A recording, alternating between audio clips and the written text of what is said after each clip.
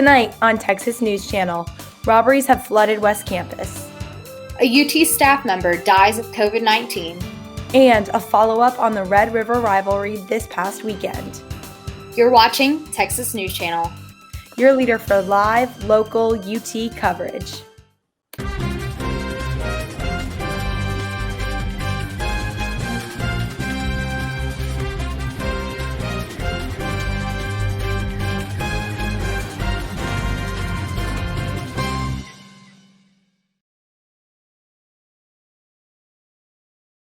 For Tuesday, October 13th, I'm Maggy Wolanske.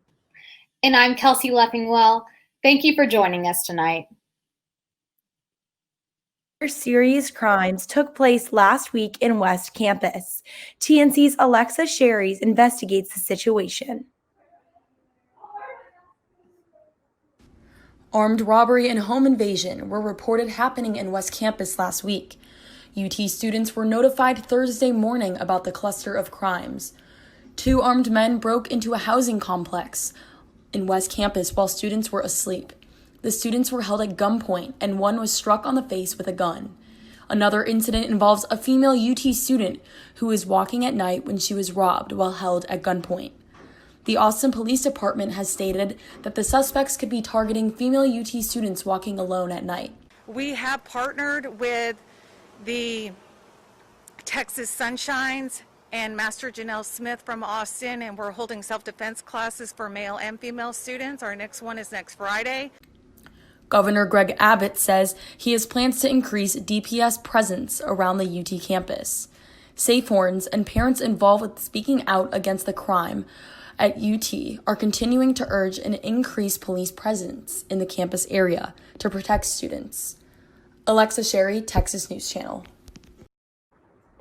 If you have any additional information or witness any suspicious behavior, please call 911 or reach out to UTPD for assistance. The university community received news Thursday that a second member of the UT staff has passed away due to COVID. In an email, UT President Jay Hartzell said that the staff member had worked for the university for a decade in utilities and energy management. The staff member had reportedly not been on campus for several weeks and is believed to have contracted the virus off campus. The 2020 Texas OU Showdown had an unfortunate outcome for us Longhorns. This Saturday, Texas football lost 45-53 against the Boomers. The game went into a fourth overtime at the Cotton Bowl Stadium in Dallas, where many UT students were still able to attend the Red River Showdown despite COVID restrictions. Today was the first day of early voting here in Texas. For students registered to vote in Travis County, there are 2 early voting. Students can vote at Gregory Gym and the Flan Academic Center. The last day to early vote is October 30th, with the election being on November 3rd. Governor Greg Abbott announced last week that bars in Texas can reopen at 50% capacity starting October 14th. All customers must be seated while drinking or eating, but there will be no capacity restrictions for outdoor areas at bars or similar establishments. Abbott had hinted in a previous tweet that as long as coronavirus cases stay contained, he will announce more reopenings later. A new mural was unveiled in South Austin to honor JAVIER AMBLER II. AMBLER passed away in March 2019 after he was killed by Williamson County Sheriff's deputies. The mural, painted by Georgetown artist Devin Clarkson, is located at Home Slice Pizza on South Congress Avenue. His death played a major role in the cancellation of the reality TV show Live PD, as it captured footage of Ambler's death. His sister, Kimberly Ambler Jones, reminisced on how real the mural looked, saying it was as if she could see into his soul. UT is in the process of returning the ancestral remains to the Mikan Garza band, who sent a letter back in 2016 asking for their ancestor to be returned to them. TNC's Stephanie Molina investigates further on the subject. The Mikan Garza band sent a letter back in 2016 stating they wanted the remains of their ancestors back to give them the proper burial and let their spirits rest. It was not until July 2020 that UT denied their request. And he gave one reason, only one reason. He said, because we cannot find a cultural relationship between your tribe, the Miyakan Garza, and the three remains. UT classified these remains as culturally unidentifiable because they are over 1,000 years old, meaning the remains were too old to trace back to their origin. Well, according to NEPRA, if they're culturally unidentifiable, then you use the land base. You go to where the remains were removed from and what were the Indians that were traditionally in that area. The Miyakan Garza band hosted a teach-in ceremony September 7 where they explained the importance of the remains. Indigenous UT students participated in the ceremony as well and hosted a Zoom meeting with UT President Jay Hartshell. About 15 Indigenous students went in before the president in a Zoom meeting. 9 of them spoke, each one on separate issues about how Indigenous people were treated at the university. They were isolated. They were a small number compared to their numbers in the population. Their elders were ridiculed when we were in public performances. Their teachers disparaged their culture. That afternoon, UT sent a letter to the Miyakan Garza band saying they have changed their mind and will proceed to rebury their ancestors. But the spirit, when you bury the body, the spirit starts on a spiritual journey. And when the remains are disturbed, it disturbs the spiritual journey. So the spirit is out there in limbo, in agony and pain and all that. So that's what most Native American tribes believe. Stephanie Molina, Texas News Channel. On Friday, October 9th, a federal judge barred Greg Abbott's proclamation that limits counties to one mail-in ballot drop-off location each. However, Attorney General Ken Paxton appealed this ruling, and the Fifth Circuit Court of Appeals issued a stay, meaning that the proclamation on ballot drop-offs will remain for now. We spoke to the university Democrats on this issue. It doesn't make sense how there's only one drop-off ballot location for Harris County. You know, we're seeing it 4 to 6 million people in one area versus some other county that has a population of 200. They have the same amount of drop-off ballot locations. I think that this will make voting a lot harder than it is and lead to quite some backlog and disenfranchisement of people.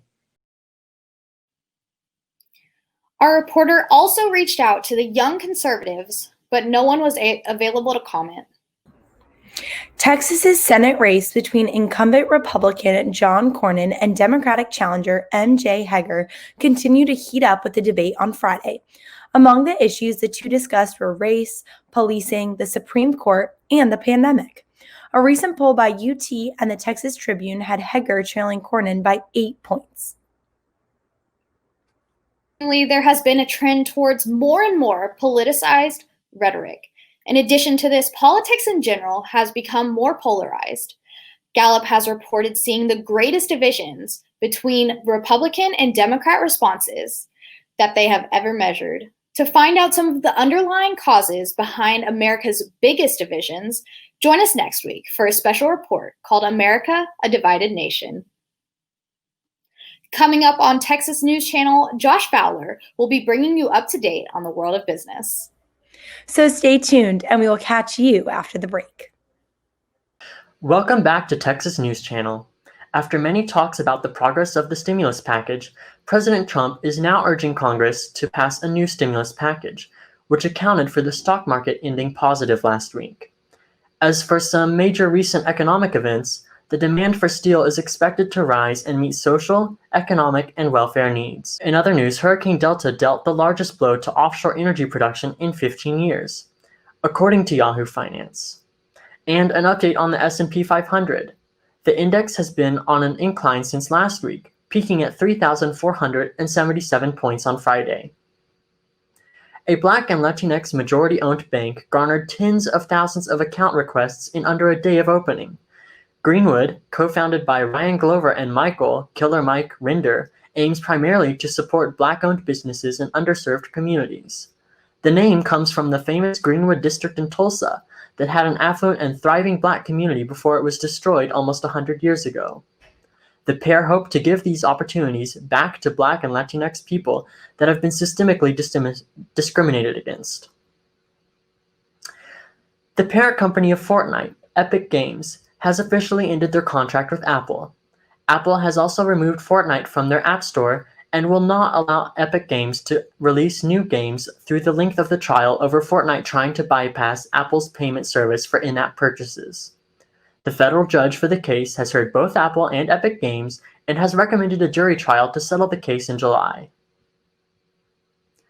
The effects of the pandemic on workers continue to be severe 8 months into the pandemic. Hundreds of thousands of people have now permanently lost their jobs that they were furloughed from, and job growth has slowed from the large growth seen during the summer. This, in turn, has increased food insecurity among lower socioeconomic groups and has furthered inequality in wealth and income as it remains unclear if further stimulus will be provided. That's all from me. I'm Josh Fowler, reporting from the Business Center. Now over to Faith for the weather.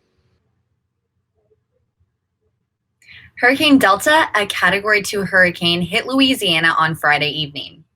It hit the same region which was devastated by Hurricane Laura just 6 weeks ago. Strong winds spread from Texas to Georgia with several people injured and over 450,000 people without power. Stick around after the break to see if this storm could affect us. Stay tuned. It seems that fall just can't get rid of these 90-degree temperatures, and this week doesn't seem to be too different. Tonight, we can expect a low of 59 degrees. As for tomorrow and Thursday, you can expect to be lounging at Zilker with mostly clear skies and temperatures leaning towards the comfortable side. Wednesday, you can expect a high of 92 and a low of 67. Thursday, there will be a high of 88 and a low of 57. As for the rest of the week, there will be highs in the upper 70s and mid 80s, with winds coming from the northeast, bringing gusts as high as 25 miles per hour. So I would advise you to hang on to those hats and wear those masks and get yourself outside to enjoy these next few days of sun. Live from the Weather Center, I'm Faith Osterberg. Thanks, Faith. And now looking at UT sports. This past Saturday, the Texas Longhorns lost to rival Oklahoma 53-45 in a 4-overtime thriller at the Cotton Bowl. After being down most of the game, Texas tied it up and took it to overtime, where the game's nickname Red River Shootout came to bloom. Justin Morris has more from Dallas. The haphazard nature of the year 2020 did not take a break for the annual Red River Showdown this past Saturday in Dallas, Texas. An instant classic of a game that went to 4 overtimes saw Texas and Oklahoma battling it out, with the Sooners coming out victorious, returning to their home state with the iconic golden hat. The game was sloppy for both teams on both sides of the ball. Texas head coach Tom Herman brought up a laundry list of demands his team needs before moving forward. We've got to improve on the penalties. We've got to improve our special teams play, and we certainly have to improve our gap integrity defensively, and we got to find ways to defeat man-to-man coverage offensively. As Herman brought up, the offensive line had difficulty protecting quarterback Sam Ehlinger, who was sacked 6 times in the game. Even with the lack of protection from the O-line, Ehlinger showed what it means to be a leader on this team. I mean, we got the best leader in the country, in my opinion. We came together and we fought. I mean, that was the main thing that he was telling us, just keep fighting. And it was unfortunate that it went the way it did, but we'll learn from it.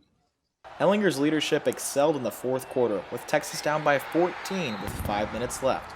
After tying the game, the Horns tried to keep the tempo in overtime, but were unable to finish the mission. We always seem to be tripping ourselves up, getting in our own way, making mistakes in crucial times, and the best teams don't do that. The game provided more questions than answers for Texas after their second loss in a row before the middle of the season. While fans begin to have their doubts on this team, Herman and Ehlinger think it's way too early to put this season to bed. We got an opportunity to still have a really, really good season. The only thing that we can control moving forward is getting back to work and cleaning up the mistakes and learning from it and moving forward. You know, we have a long season the rest of the way, and we're going to play a lot of really good teams. And if we really love the game of football and love playing the game of football, you know, 2 games that slipped away from us isn't going to change the way that we approach the game of football. Texas has a bye week and is expected to face Baylor next Saturday, October 24th. Reporting from the Cotton Bowl at Fair Park, I'm Justin Morris, TSTV Sports. And joining us tonight in the studio to recap the game is Celeste Ramirez. Celeste, what were some of the wrong turns the Longhorns made in the game? It's hard to limit this answer to just some of the Longhorns' wrong turns. The Longhorns were off to a bad start from the first offensive possession of the game when Keontae Ingram fumbled the ball. Texas' situation continued to worsen. OU looked rough in the beginning, and Texas still couldn't take advantage. In general, there were just lots of mental mistakes on all 3 phases of the game. Texas is now 2-2 on the season and is 1-4 against Oklahoma under the Tom Herman regime. As a program, where do you go from here? Some people would make the argument to fire Tom Herman, but I don't feel like that's the solution. Herman has been an excellent recruiter and picked up several 4- and 5-star players, but with a lot of talent comes a lot of ego. Tom can't keep bringing up good practices and how proud he is of the team despite their failures. When the Spurs aren't good, Greg Popovich says they aren't good. When Bama isn't good, Nick Saban says they aren't good. This program desperately needs to be humbled and told that they aren't good. If Texas wants to win, they need to work for it and start acting like they want it. Thanks for coming on, Celeste. Up next is Cassidy Ellison with Entertainment. Stay tuned. Welcome back to Texas News Channel. I'm Cassidy Ellison. For all the Space Mountain lovers, here is some good news for you. The indoor roller coaster based at the Florida Walt Disney World Resort is now serving as inspiration for a live adaptation film. Obi-Wan Kenobi series writer Joby Harold is hired to write the script. Although the details are being kept hidden, it is described as a family adventure. The project remains in early stages but is intended for theatrical release. Cardi B definitely looked like she was liking it this weekend at her lavish 28th birthday party. The rapper had plans to jet off to Vegas with her closest friends, but wait for it, was also joined by her ex, Offset. The two were not celebrating as a just divorced couple as they were photographed kissing and getting pretty cozy together. The next season of Bravo's Real Housewives of New York City is going to be more representative of diversity in the Big Apple. The reality show announced its first Black housewife, Abani K. Williams, for the 13th season. Williams said, quote, "New York City is filled with successful and dynamic Black women. I'm just excited to join this legendary franchise as the first Black housewife." The Bachelorette journey began like no other with the pandemic halting production. Let's break down everything we can expect going into the premiere tonight at 8 p.m. First, 2 weeks after production began, men who did not make this season's cut were called to come on set for an unknown reason. One of the contestants, Matt James, is now the star on The Bachelor. Glamour magazine confirmed that this season's Bachelorette, Claire Crawley, was replaced by alum Tasia Adams. Buckle your seatbelts, Bachelor Nation. With so many last-minute changes, we should start getting answers tonight. Well, that's it from me. I'm Cassidy Ellison. Back to you. Thanks, Cassidy. And as always, we thank you for tuning in. You can follow us on Twitter and Instagram at Texas News TSTV. If you have a news tip, you can reach us on all of our social media sites or email us at news@texasstudenttv.com. You can catch Good Morning Texas Wednesdays at 7 a.m. I'm Kelsey Leffingwell. And I'm Maggy Wolanske. From all of us at TNC, good night, and we'll see you next week.